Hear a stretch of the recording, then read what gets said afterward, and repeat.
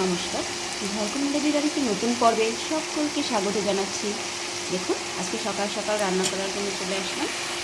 সকালবেলা এখানে ভাত যখন উঠে এসেছিলো আমি উঠিয়ে তুলে রেখেছি, তরকারি রান্না করে আবার ভাতটা একটু দেবো, তখন অমনি ভাত হয়ে যাবে। আর এদিকে জিরে ফোড়নে দিয়ে লাউ ছোট ছোট করে কেটে বসিয়ে দিয়েছি। এটা দিয়ে মাছ দিয়ে রান্না করা হবে, ছোটো ইলিশ মাছ দিয়ে। এখানে শুধু জিরে ফোড়ন দিয়েছি, হলুদ, লবণ আর কয়েকটা কাঁচা লঙ্কা, আর কিচ্ছু দেবো না।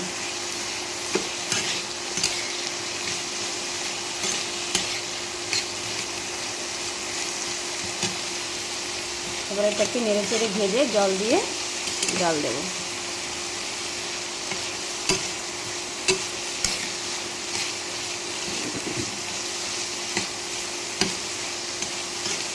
লাউটা একদম কচি আর খেতেও বেশ ভালো লাগে। বাকি অর্ধেকটা খাওয়া হয়েছিল, তখন অনেক স্বাদ হয়েছিল লাউটা। দেখুন, এই যে ছোটো ইলিশ মাছ, একদম ছোটো ছোটো ইলিশ মাছ 2 টুকরাই করা হয়েছে। এই মাছটাই আমি দিয়ে দেবো। এবারে মাছটা দিয়ে দিচ্ছি।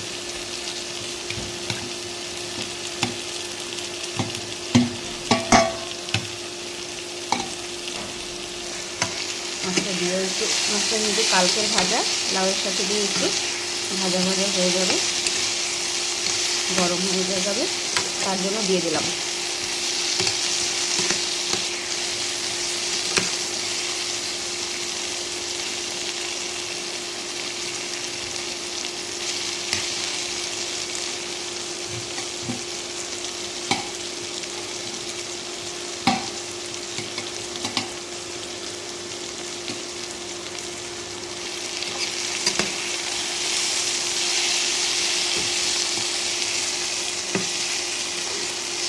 সকাল সকাল গরম গরম ভাত আর ইলিশ মাছের ছোটো ইলিশ দিয়ে লাউ দিয়ে তরকারি খেতে খুবই ভালো লাগবে।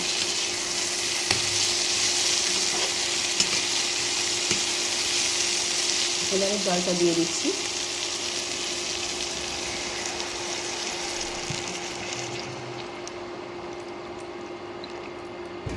এবারে একটা স্বাস্থ্যকর পাতলা ঝোল হয়ে যাবে এটা দিয়ে।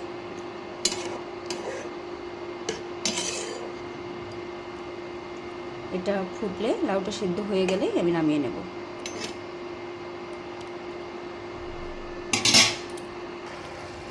দেখুন, আমার মাছের ঝোলটা কিন্তু কমপ্লিট রান্না, একদম কমে গিয়েছে। আর এখানে আমি একটু, এটা হচ্ছে তিল গুঁড়ো করে রেখেছিলাম ভেজে, অল্প একটু দিয়ে দেব।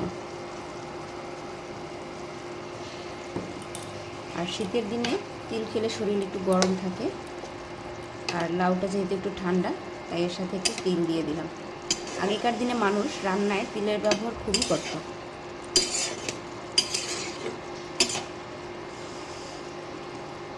রান্না আমার হয়ে গেছে, নামিয়ে নেব। তা কেমন লাগলো আজকে এই মাছের ঝোলের ভিডিওটি, লাউ দিয়ে ইলিশ মাছের, ছোটো ইলিশের ঝোল।